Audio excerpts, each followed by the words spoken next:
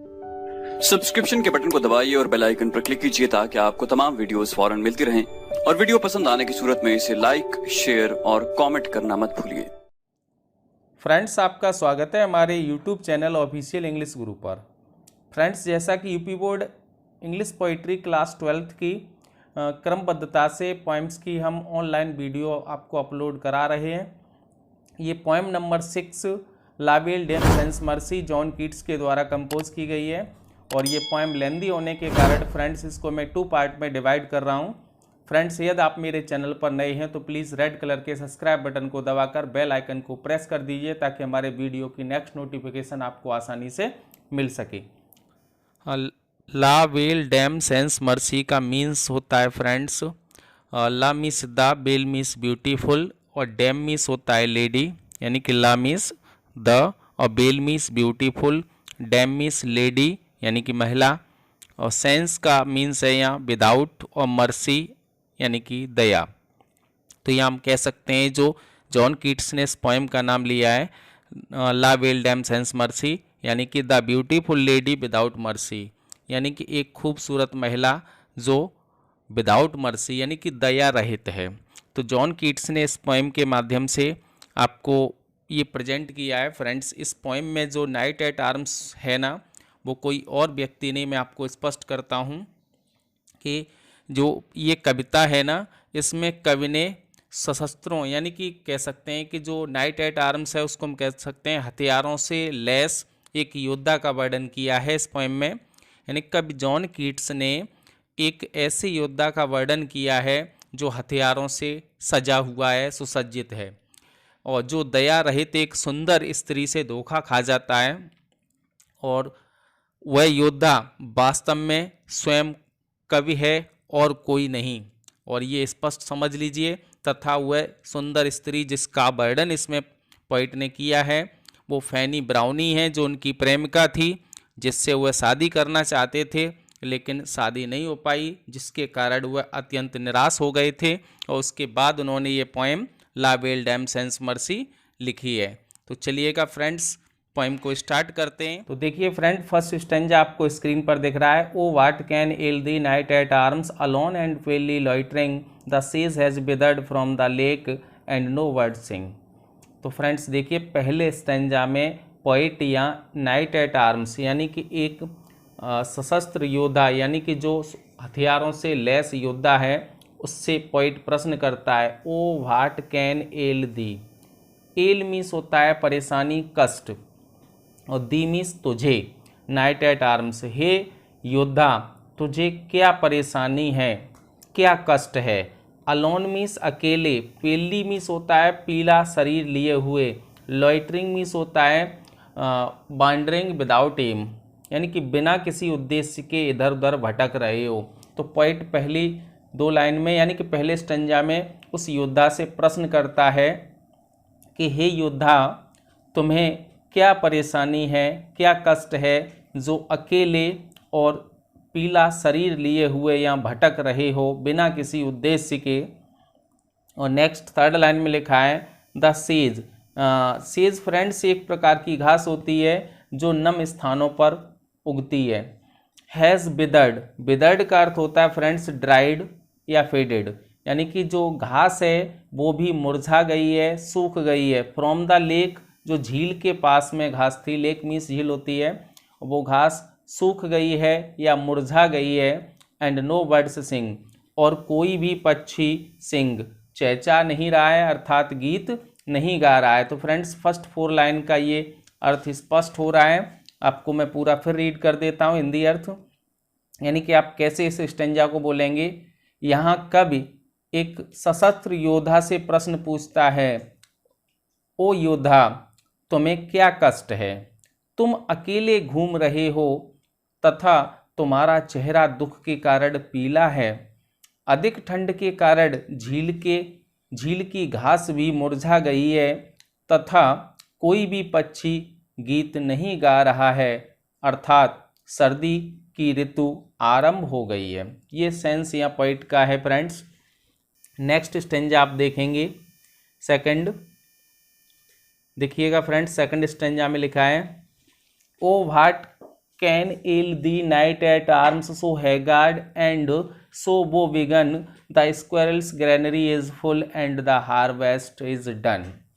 तो फ्रेंड्स यहाँ देखिए फिर इसमें प्रश्न किया जा रहा है, क्वेश्चन मार्क लगा हुआ है, आपको दिख रहा है। इसका मतलब है पोइट ने पहले स्टेंजा में उस योद्धा से प्रश्न किया, लेकिन उस योद्धा ने जब कोई उसको रेस्पॉन्स नहीं दिया, उत्तर नहीं दिया, तो पोइट उससे फिर प्रश्न करता है, O what can ail thee knight at arms. पहले स्टेंजा की फर्स्ट लाइन यही थी, हे सशस्त्र योद्धा तुम्हें क्या परेशानी है।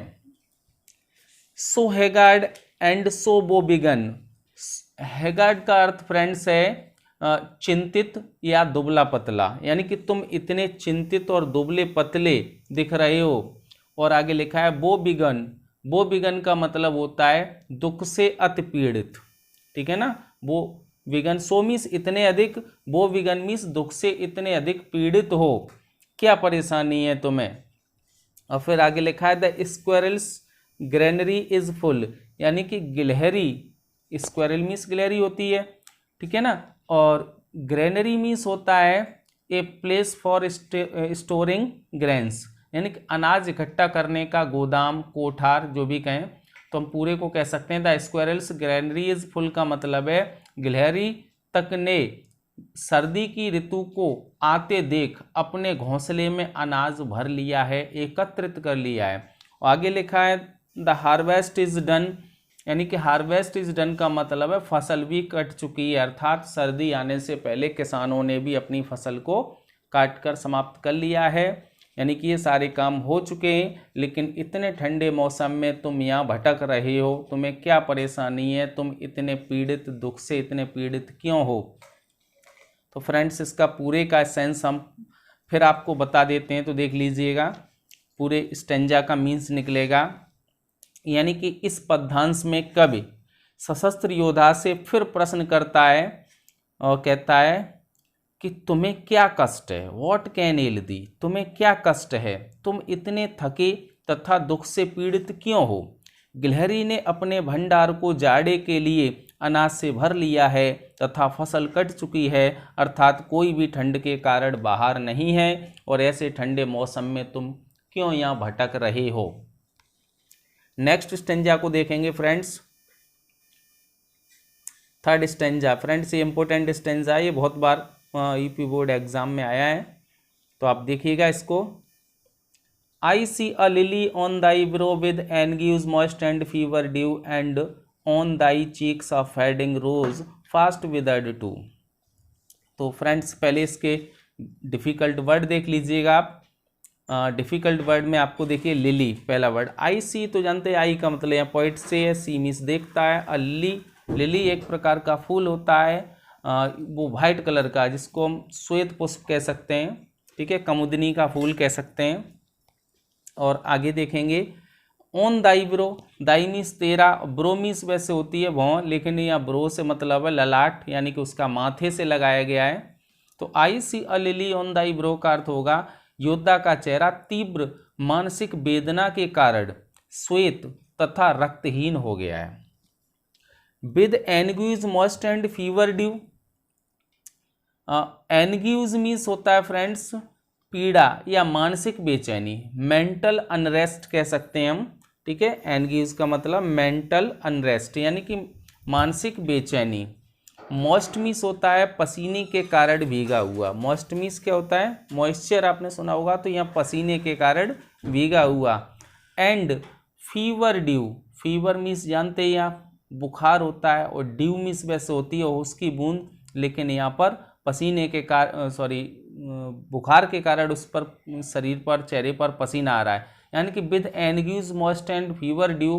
पूरे को अगर हम एक्सप्लेन करें तो इस लाइन का अर्थ निकलेगा तीव्र मानसिक पीड़ा के कारण पसीना आ गया है, जिसकी बूंदें योद्धा के पीले चेहरे पर दिखाई दे रही हैं।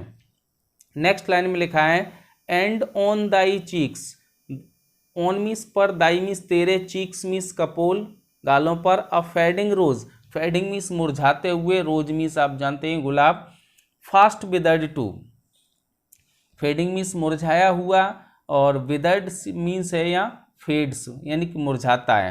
तो हम पूरे स्टेंजा को क्लियर कर देते हैं हिंदी अर्थ के अनुसार। अब देखिए यहाँ थर्ड स्टेंजा में पोएट उससे फिर प्रश्न करता है, क्योंकि योद्धा ने कोई जवाब नहीं दिया, तो कवि उससे पूछता है कि तुम्हारे मस्तिष्क पर एक कमुदनी का पुष्प देखता हूँ। यानी कमुदनी का पुष्प देखने से मतलब क्या है, तुम्हारा चेहरा कमुदनी के फूल की तरह सफ़ेद पड़ रहा है, पीला होता जा रहा है, अर्थात तुम्हारा चेहरा रक्तहीन तथा पीला है। तुम्हारा मस्तक मानसिक चिंता तथा दुख के कारण पसीने से भीगा हुआ है। तुम्हारे गालों जो गालों का गुलाबी रंग है, उसकी जो खूबसूरती है वो मुरझाती जा रही है। फास्ट विदर टू, यानी कि तेजी से मुरझा रही है।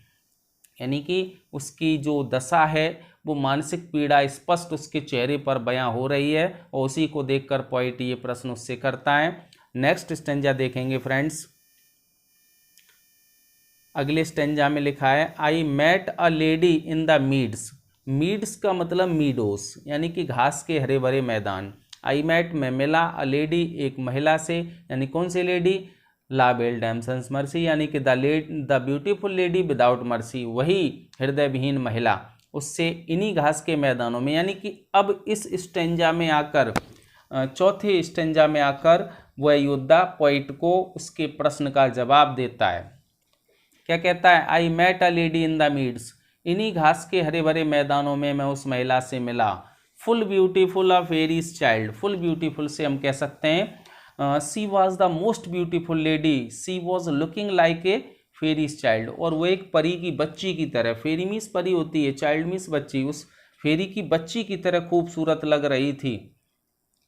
हर hair was long, her foot was light, and her eyes were wild.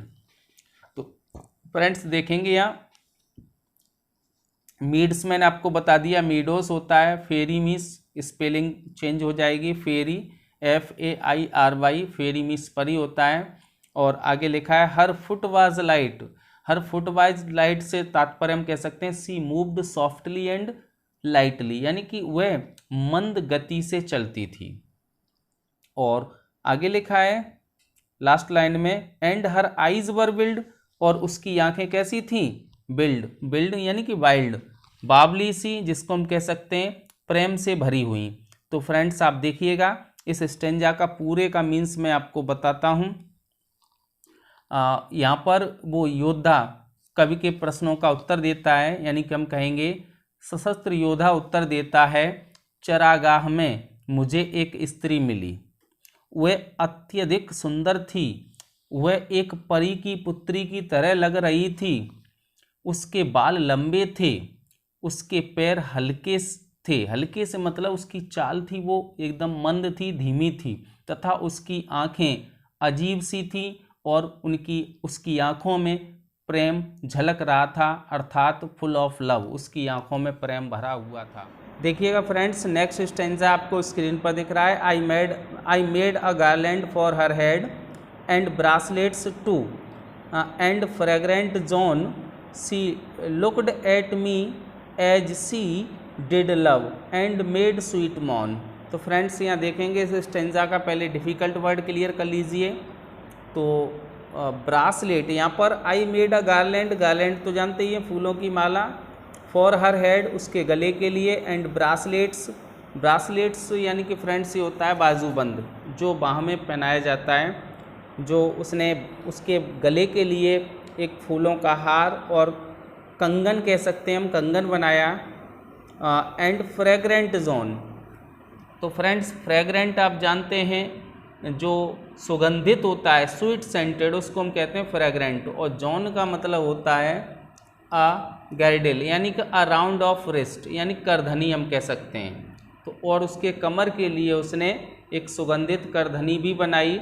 C looked at मी, और उस महिला ने लुक्ड एट मी मेरी ओर देखा, एज मानो कि सी डिड लव वह मुझे प्यार करती हो, and made sweet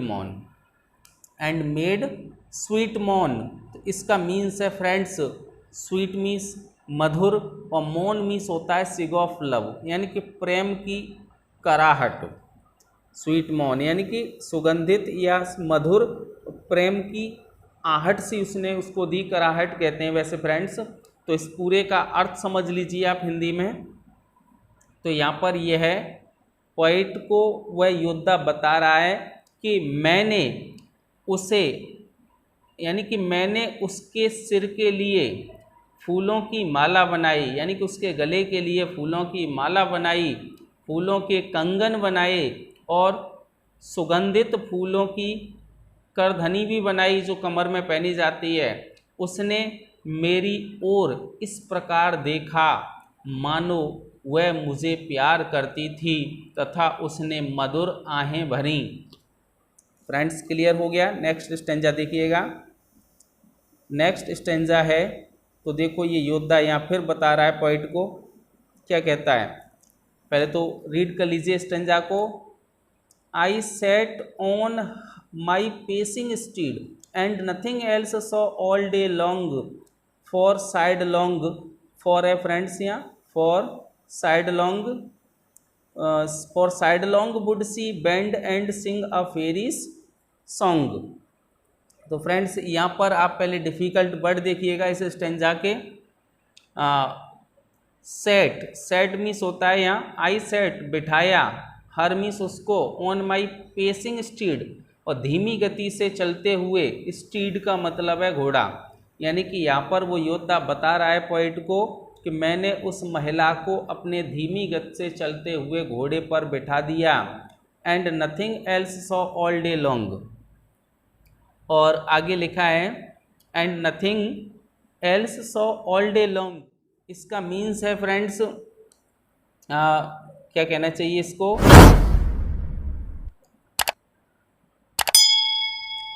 and nothing else saw all day long, यानी कि इसके अलावा पूरे दिन कुछ भी नहीं हुआ, यानी कि उसको अपने घोड़े पर बैठाकर उसको सवारी कराता रहा।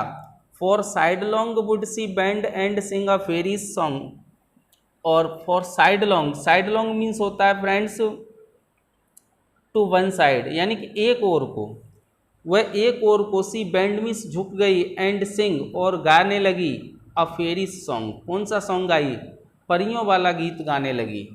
तो फ्रेंड्स इसको एक बार पूरा अर्थ समझ लीजिए। इस पूरे स्टेंजा का अर्थ है, मैंने उसे अपने घोड़े की पीठ पर बैठा दिया, दिन भर मैंने उसके अलावा कुछ नहीं देखा, क्योंकि एक ओर को झुककर वह परियों का गीत गाती रही। सब्सक्रिप्शन के बटन को दबाइए और बेल आइकन पर क्लिक कीजिए ताकि आपको तमाम वीडियोस फौरन मिलती रहें। और वीडियो पसंद आने की सूरत में इसे लाइक, शेयर और कमेंट करना मत भूलिए।